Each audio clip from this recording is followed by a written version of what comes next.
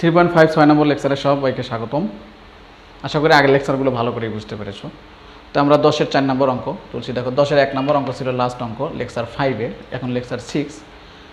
তো 5x + 4y - 20 = 0 সরলরেখার অক্ষদ্বয়ের মধ্যবর্তী খণ্ডিত অংশকে সমান 3 ভাগে বিভক্ত করে এমন বিন্দুদ্বয়ের সাথে মূল বিন্দুর সংযোগ রেখার সমীকরণ নির্ণয় করো। মনে হচ্ছে যে একটা রচনা বললাম আমি, না অনেক লম্বা কথা বললাম। আসলে এগুলো একটা একটা করে আমি দেখানোর চেষ্টা করি।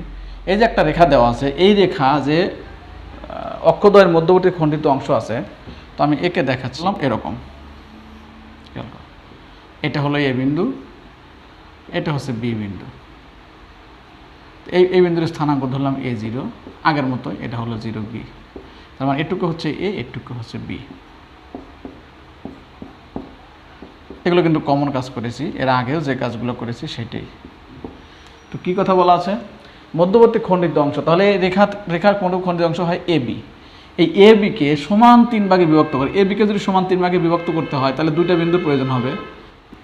এই যে এখানে একটা বিন্দু, এখানে একটা, সমান 3 ভাগে বিভক্ত করে এমন যে বিন্দু আছে, ধরলাম একটা বিন্দু হচ্ছে সি, এটা ধরলাম হলো সি, আর এটা হচ্ছে ডি। বের করার পরে এই বিন্দুর সংযোগ রেখা, মূল বিন্দু আর এই বিন্দুর সংযোজক রেখা বের করতে হবে। ওসি রেখার সমীকরণ বের করতে হবে একটা, এরকম এরকম সমীকরণ বের করতে হবে, আর একটা ওডি রেখার সমীকরণ বের করতে হবে। এই দুইটা হলো আমাদের আসল বিষয়। প্রশ্ন পুরোপুরি দেখে অনেক সময় বোঝা যায় না, আমি চিত্র এঁকে প্রশ্ন বোঝানোর চেষ্টা করলাম, তাছাড়া কিন্তু আমরা অঙ্ক বুঝবো না ভালো। এই একটা রেখা, সেই রেখা আমরা ধরে নিলাম এই রেখাটা এবি রেখা, এক্স অক্ষকে এ বিন্দুতে আর ওয়াই অক্ষকে বি বিন্দুতে ছেদ করছে। তো এই রেখার অক্ষদ্বয়ের মধ্যবর্তী খণ্ডিত অংশ এ বি। এই ধরো এটারও এ বি একটা অংশ আছে, আমরা দেখাবো একটু পরে।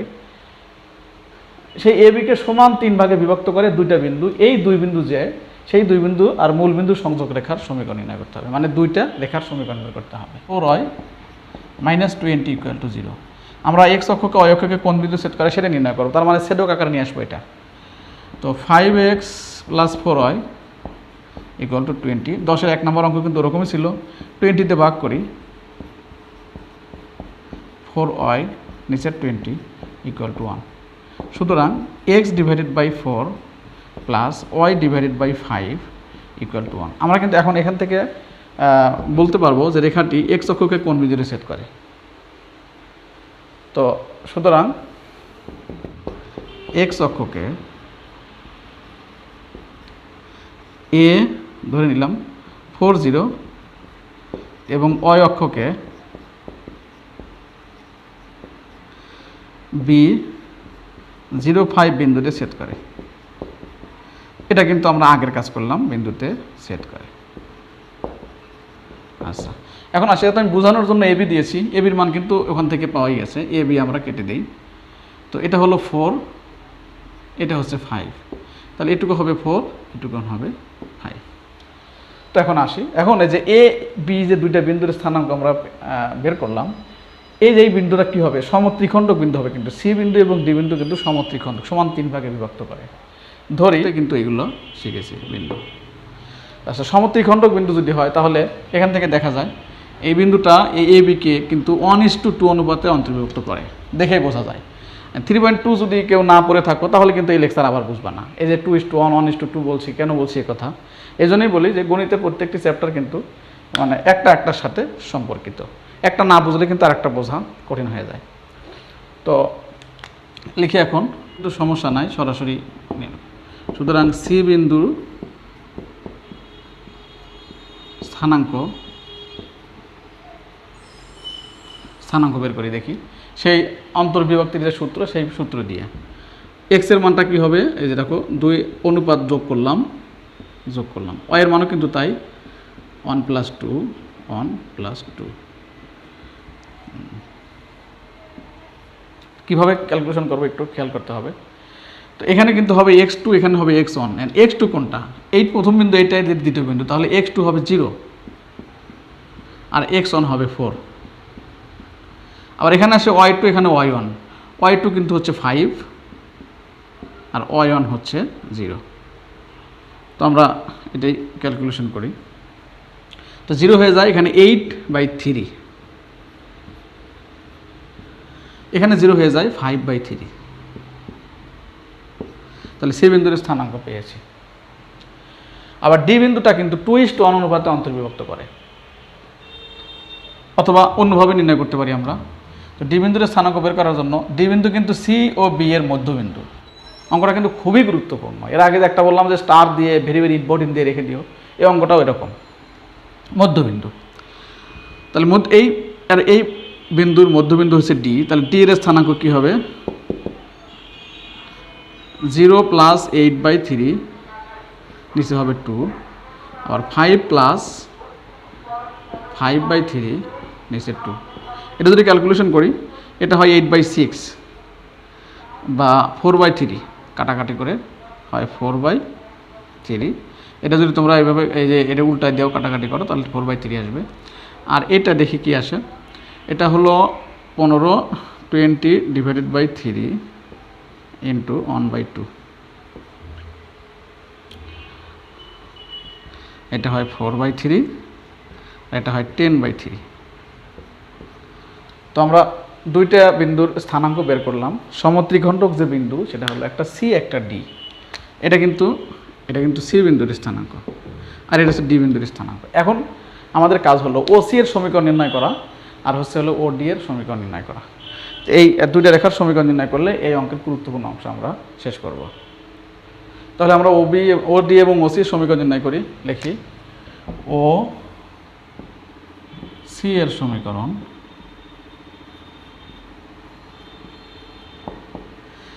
সংক্ষেপে নির্ণয় করা যায়। দেখো ও ইকুয়াল টু, এই যে ও সি একটা হলো মূল বিন্দু, এটা হচ্ছে মূল বিন্দু, আর এটা হচ্ছে একটা স্থানাঙ্কটা আছে আমরা বের করলাম। তো এই দুই বিন্দুগামী রেখার সমীকরণ যদি আমি নির্ণয় করতে চাই, দুই বিন্দুগামী রেখার সমীকরণ নির্ণয়ের সূত্র আছে x - x1 / x1 - x2, y - y1 / y1 - y2। 2 নম্বর লেকচারে দেখবা এটা আছে। তো আমরা সংক্ষেপে করব কেন, এই দুই বিন্দুর মধ্যে যদি একটা মূল বিন্দু হয় তাহলে সূত্রটা অনেক শর্ট হয়, ওখানে আলোচনা করব, তা ভুলে গিয়েছিলাম যে কারণে ওখানে আলোচনা করি নাই। তো মনে রাখবে, যদি দুই বিন্দুর মধ্যে এক বিন্দু মূল বিন্দু হয় তাহলে এটা খুব সহজ। সূত্র হলো y1 / x1 x। তো y1 x1 এই যে সি বিন্দুর স্থানাঙ্ক, y এর মান হচ্ছে এই যে এখানে সি হচ্ছে 8/3 আর হচ্ছে 5/3। তাহলে এখানে কি হবে 5/3 আর হচ্ছে 8/3 × x। এই 3 3 কাটা যায় উল্টে গেলে, তাহলে y ইকুয়াল টু হয় 5/8x। সুতরাং আমরা লিখতে পারি 8y ইকুয়াল টু 5x। তো এটা একটা অ্যান্সার আমি বক্সের মধ্যে রেখে দিলাম।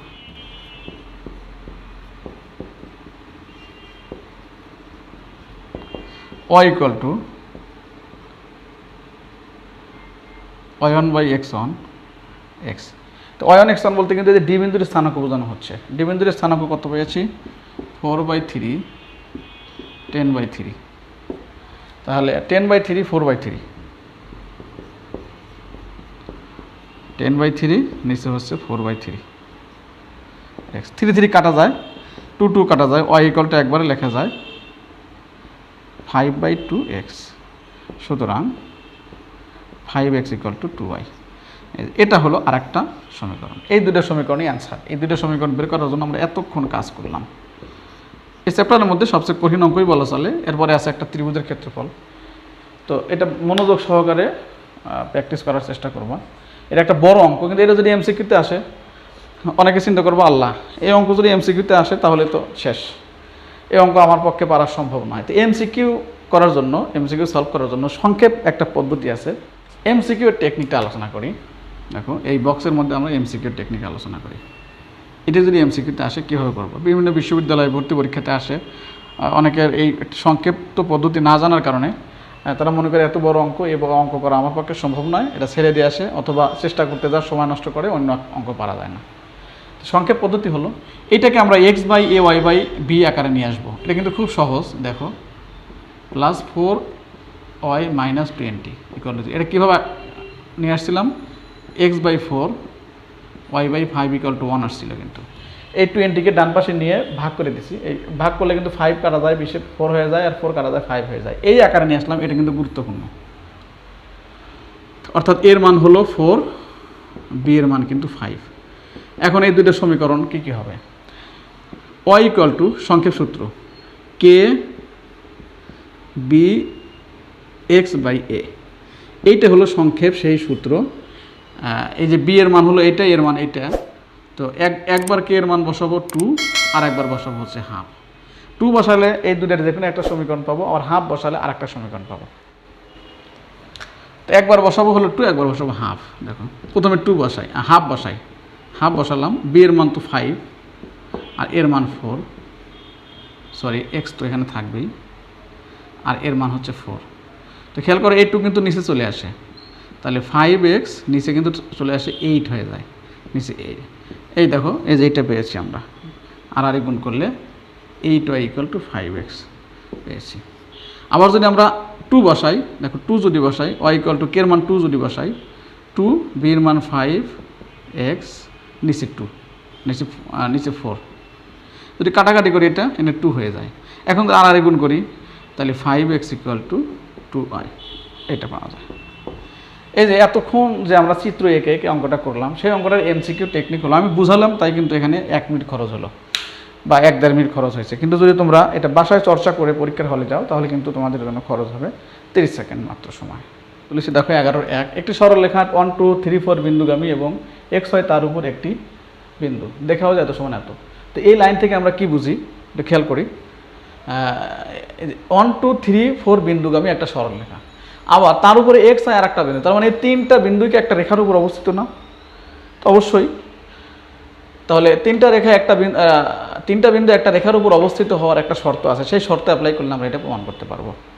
তো সেই শর্তটা আমরা প্রয়োগ করি, দেখো খুবই সহজ হবে। এটা কিন্তু সেই 3.3 ক্ষেত্রফল নির্ণয়ের যে চ্যাপ্টার আছে, সেই চ্যাপ্টার যদি আমরা চ্যাপ্টারের নিয়ম যদি অ্যাপ্লাই করি তাও কিন্তু এই অঙ্কটা হয়ে যাবে।